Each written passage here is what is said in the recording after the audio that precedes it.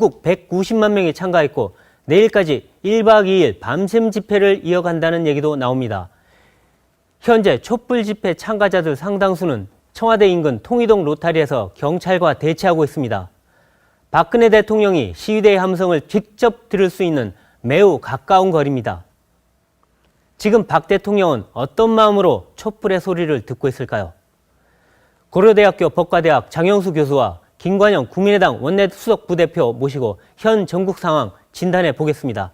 안녕하세요. 네, 안녕하세요. 안녕하세요. 안녕하십니까? 네, 먼저 지금 시위대와 경찰이 대치 중인 통이동 로타리로 가보겠습니다. 현장에 나가 있는 취재기자 연결합니다. 최원희 기자. 네, 집회가 끝난 뒤 많은 참가자들이 이곳 내자동 로터리를 지나서 청와대 방면으로 행진하고 있습니다. 지금은 내자동 로터리에서 일부 시민들이 자유 발언을 하고 있는데요.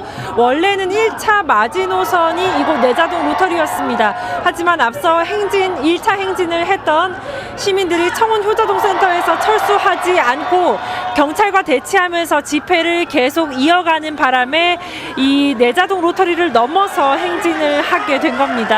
박근혜 정부 퇴진을 계속 외치고 있고요. 경찰은 현재 통일로터리에 차벽을 설치하고 청와대 방향으로 행진을 막고 있습니다. 광화문 광장 집회에 참석했던 시민들은 8개 경로를 통해 이곳 내자동 로터리를 지나서 통이동까지 자유롭게 행진하고 있습니다. 통이동에 도착한 참가자들은 청와대로의 행진을 계속 시도하고 또 박근혜 정부 퇴진을 외치면서 경찰과 대치 중입니다. 주최 측은 정부에 대한 압박 수위를 높이기 위해서 행진을 마친 뒤에도 밤샘 시위를 이어갈 예정입니다. 내자동 로터리에서 TV조선 최원입니다. 네, 지금 역대 최대 규모 집회가 계속 이어지고 있는데요. 먼저 장 교수님, 이 현재 5차에 걸쳐 이루어지고 있는 이 집회, 헌법적 그리고 정치적 의미 어디에 있다고 보십니까?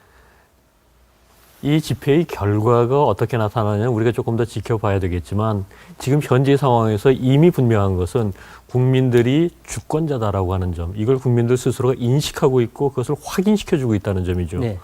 결국 대통령이 아무리 강력한 권력을 가지고 있다 하더라도 주권자인 국민으로부터 받은 것이고 국민이 원치 않는다면은 그 권력을 제대로 행사할 수 없다. 이걸 이제 행동으로 보여주고 있는 것이죠. 네, 그렇죠. 그럼 김 의원님, 네. 오늘 촛불 집회 직접 참석하셨는데 네. 이 이전 집회와 좀 달라진 점이 있었습니까? 예, 제가 3차 집회에 참석을 하고요. 오늘 5차 집회에 직접 참석하다가 지금 바로 스튜디오에 왔는데요. 네. 3차 집회에 비교해 보니까 사람 숫자가 더 많고 네. 가족 단위의 집회 참가자들이 더 많았는데 네. 보니까 이 역사적인 현장에 자기 아들들을 교육을 좀 시키는 것이 좋겠다라고 생각하는 그런 부모님들이 참 많이 계신 것을 발견할 수 있었는데 갈수록 그 숫자가 늘어나는 것 같습니다. 네, 알겠습니다. 그러면 지금 광화문에서도 계속 집회가 이어지고 있는데요. 이 광화문에 있는 취재기자 연결해 보겠습니다. 홍현주 기자, 지금 상황 좀 전해 주시죠. 네, 이곳 광화문 광장은 주최 측 추산 190만 촛불이 가득 메우고 있습니다. 청와대 방면으로 향하는 행진은 약 2시간 전부터 시작이 됐고요. 지금 무대에서는 시민들의 자유 발언이 이어지고 있습니다. 오늘 본 집회에는 주최 측이 미리 준비한 영상과 뮤지컬 등 공연이 이어졌습니다.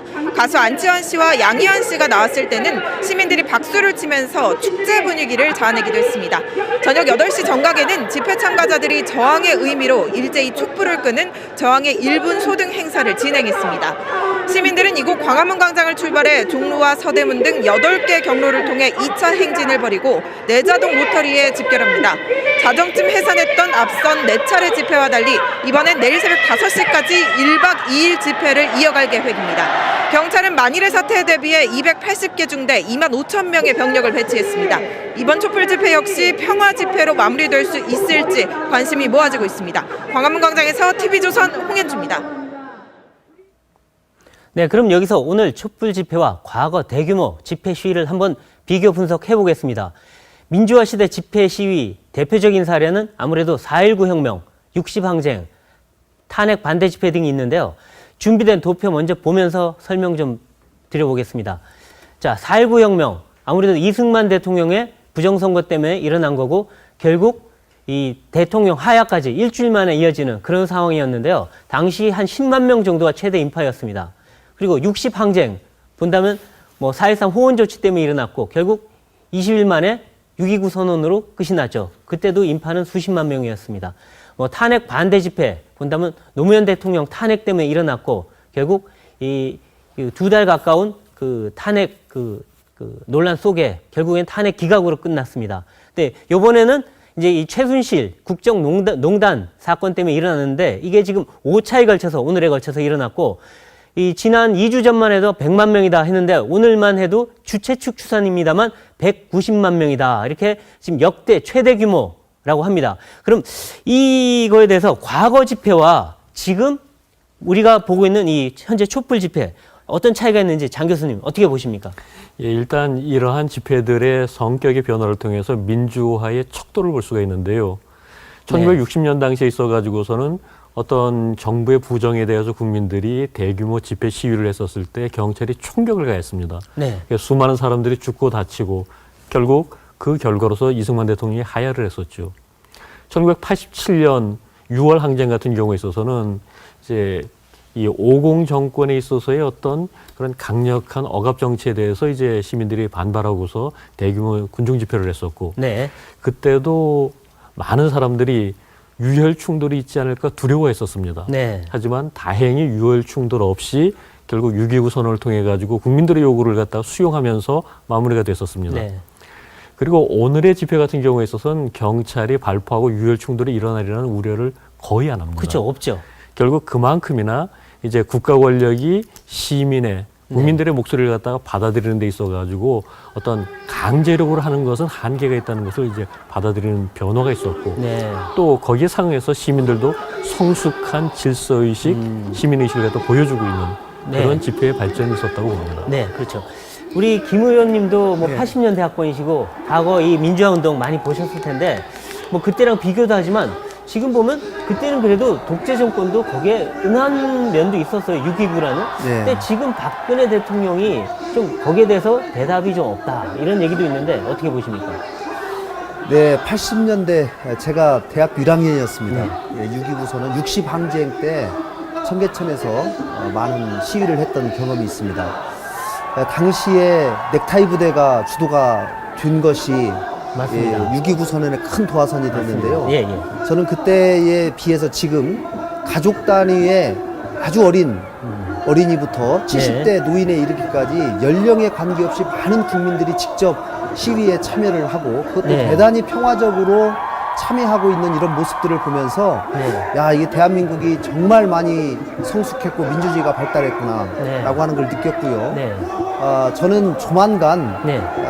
국민들의 이 요구가 결실 맺을 것이다 네. 라고 저는 생각합니다. 아, 예, 예. 그런데 지금 그동안의 시위와 달리 오늘은 좀 그 시위 장소가 청운동 동사무소까지 올라가면서 좀 약간의 몸싸움도 있고 충돌이 좀 있었습니다. 그래서 지금 약간의 우려도 나오는데 네. 어떻습니까? 이 충돌이 뭔가 이 물리적인 걸로 비화할 가능성이 있다고 보십니까?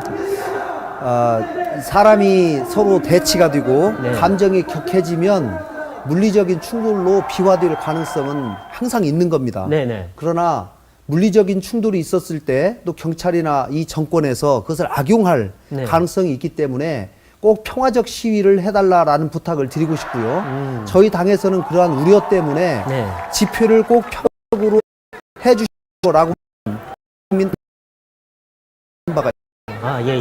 근데 교수님, 위치 사실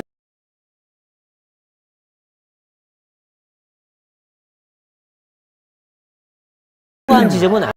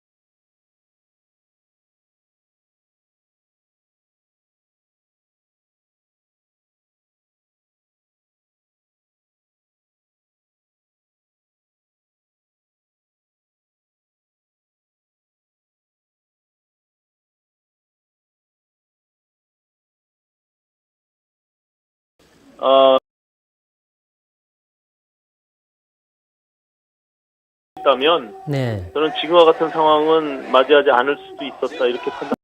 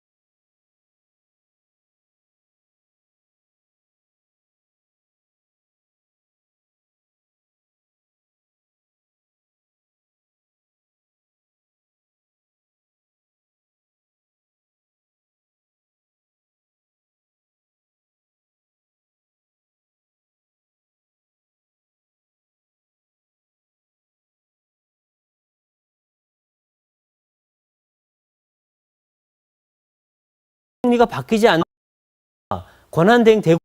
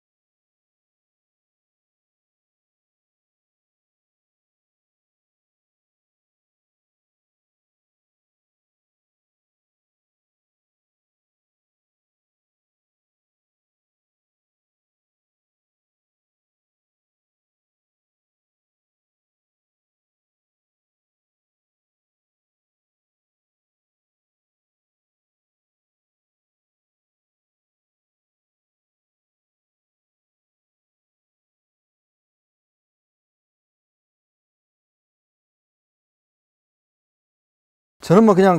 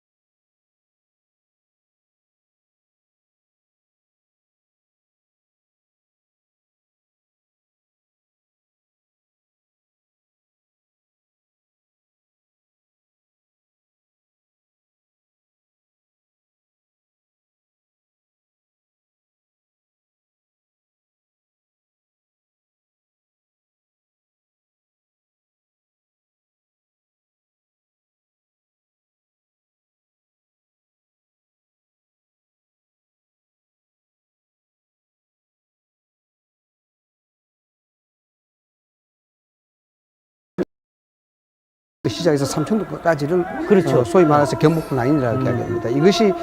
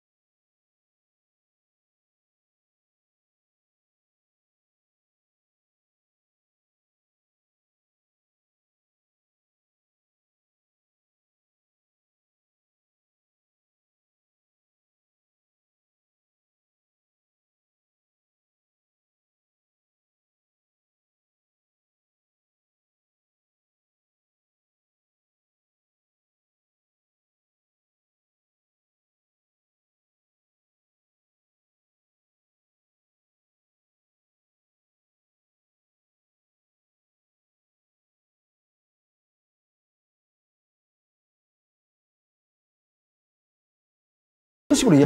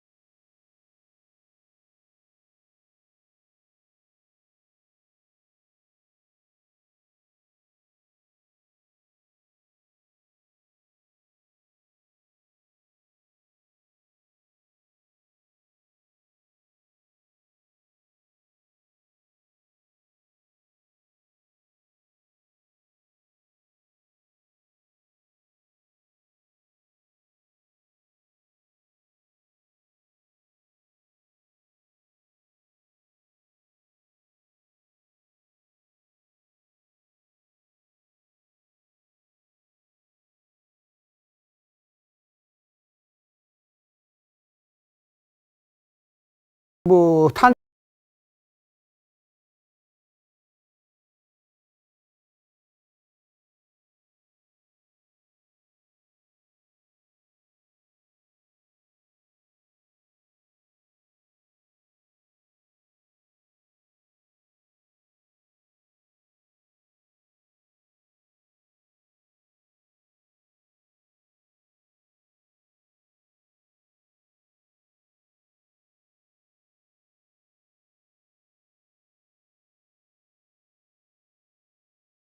다라고 이야기하는데 그 로드맵의 원칙 실질적으로 의원들하고 뭐 컨센서스가 이루어졌는지는 모르겠는데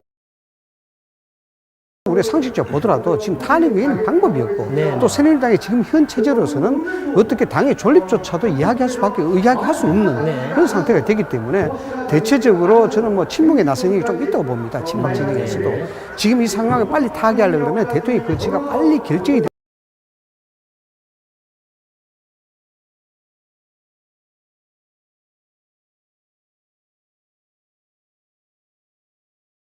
물러서는 것 같기도 그렇죠. 하고 그런데 2일이나 9일 내에 탄핵될까요? 저는 지금 뭐 발의가 되면은 의결까지는 뭐 충분한 없다. 왜냐하면 이미 이 탄핵에 대한 얘기가 공론화돼 가는 그런 상황이 있고 네. 야당에서 로드맵이 만들어졌다 그러면 야당이 당론이 채택이 된 상태고 네. 이미 결속이 돼 가는 그런 것이죠. 여기에 따라서도 비박 진영에서도 더 이상은 이제 시간을 지체시키는 것은 무리가 있다 이렇게 보는 것이기 때문에 충분히 저는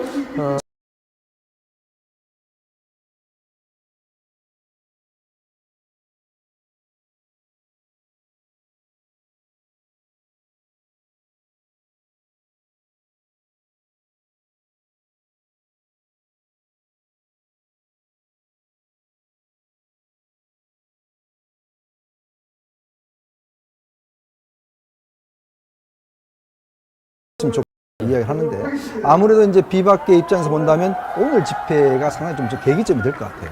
지금 현재 뭐 40명 조금 넘었다고 하는데 찬성은 있습니다. 네. 왜냐하면 국민들의 여론과 그다음에 지금 최근에 새누리당의 지지율이 3위를 기록하고 있잖아요. 네. 다음 주 되면 제가 볼 때는 거의 한 자릿수로 내려갈 것 같아요. 네. 이런 상황에서 지역 의원들이 이제 견뎌낼 수가 없습니다. 네. 그렇다고 본다면 아마 이제 좀 더 많은 동의를 얻고 그래서 생각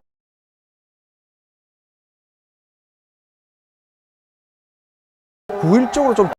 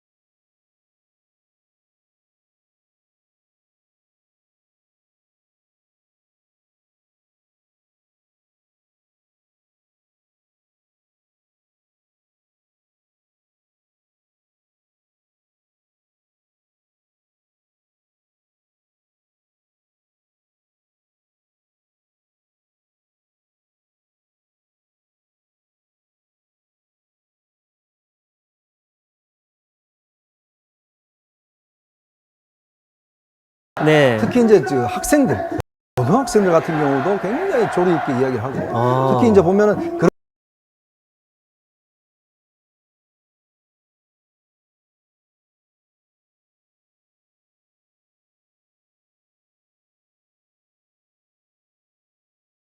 이번 계기로서 상당히 많이 달라질 거라 봅니다. 네. 그런데 역설적으로 보면 사실 이런 집회 굉장히 무서운 집회죠. 네. 시비적 양상을 띠는 것이 아니고 네. 또 이념적이라든가 네.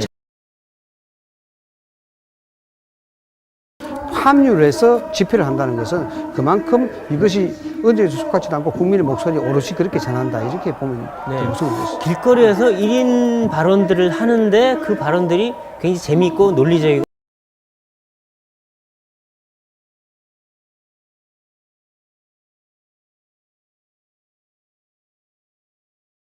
채널들 밥 벌어 먹고 살기 힘든 상황이 오는 거 아닌가 싶기도 합니다. 지금까지 이제 정부와 청와대에서 얘기했는데 이제 야당으로 한번 가보시죠. 처음에 민주당은 뭐 계속 어느 순간 탄핵하자 그러더니 지금은 말이 굉장히 거칠어지고 있어요. 아까 리포트에도 나오는데 뭐 굉장히 거친 말들, 막말들도 막 나오는데 주장도 나오고 이 야당 진다는 것은 상황 아니겠습니까? 네. 본다 그러면 이미 야당이 이긴 게임 아니겠습니까? 네. 여당의 힘을 못 쓰는 그렇죠. 게임이고 그렇다고 그러면 국민이 누굴 의지하겠습니까? 한단 말이죠. 네. 그것이 수권 능력이라는 것입니다. 그럼 야당이 진정하게 국정 장악 능력을 보이고 향후 차기 재권 대수를 창출한다 그러면 그렇죠. 총리도 걷어차고 그럼요. 있고. 네. 수권 능력을 보여줘야죠. 네. 그 수권 능력이라는 것이 혼란한 국정 상황 수권 능력이 것이고요. 네, 네. 그래서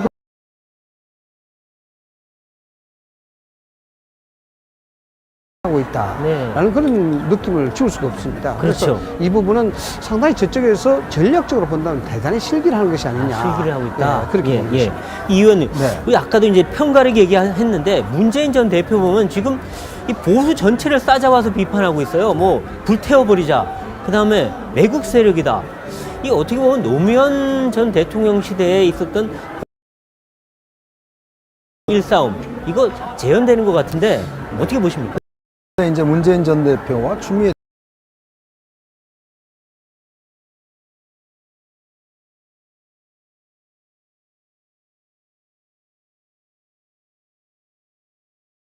그럼이 두 가지 쪽에서는 개헌을 통해서 뭔가 이제 제도적 어떤 변화를 꾀야 된다는 개헌 과제를 그냥 가져가자. 그건 네. 뭐냐면 왜냐 네. 지금 본인이 지금 대선할 경우는 일단 이길 가능성이 높. 예. 추미애 대표가 그렇게 이야기하지 않습니까? 개헌 지금 새누리당은 부역자라고 이야기를 하고 맞습니다. 있습니다. 자, 지금 보면은 지금 언론 개혁도 이야기하고 있잖아요. 지금 네. 언론에서 된다. 현재 대통령제가 정말 그 대통령들을 7명의 대통령들 전부 다 이 비리로 문제가 다 생겼는데 네. 이거는 이 사람의 문제뿐만 아니라 이제 네. 제도적인 문제다. 네. 그래서 뭔가 개헌을 해야 된다는 쪽으로 언론들이 이제 가고 있거든요. 그렇죠. 자, 그런 부분에 대해서 지금 문재인 전 대표는 언론 개혁을 이야기하고 있어요. 네. 자, 이런 걸 경계를 하고 있는 겁니다. 즉 언론과 그다음에 이제 일부 이제 야당에 있는 김종인 전 대표를 비롯해서 여당뿐만 아니라 지금 문제는